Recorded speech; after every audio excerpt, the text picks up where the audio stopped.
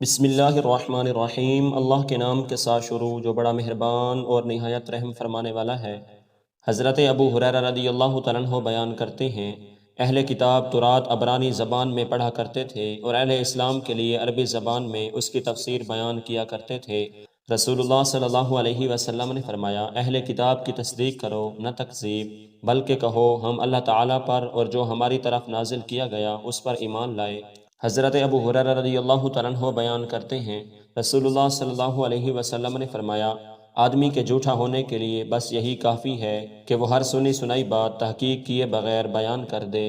حضرت ابن مسعود رضی اللہ تعالیٰ عنہ بیان کرتے ہیں، رسول اللہ صلی اللہ علیہ وسلم نے فرمایا، اللہ تعالیٰ نے مجھ سے پہلے جس نبی کو مبعوث فرمایا تو اس نبی کے اس کی امت میں کچھ معاون اور کچھ عام ساتھی ہوتے ہیں، اور ان کی سنت کو قبول کرتے اور اس کے حکم کی اتباع کرتے ہیں۔ پھر ان کے بعد برے جانشین آ جائیں گے، وہ ایسی باتیں کریں گے جس پر ان کا عمل نہیں ہوگا، اور ایسے کام کریں گے جن کا انہیں حکم نہیں دیا گیا ہوگا۔ پس جو شخص اپنے ہاتھ کے ساتھ ان سے جہاد کرے گا تو وہ مومن ہے، جو اپنی زبان سے ان سے جہاد کرے گا وہ مومن ہے، اور جو دل سے ان سے جہاد کرے گا تو وہ بھی مومن ہے، اور اس کے بعد رائی کے دانے کے برابر بھی ایمان نہیں۔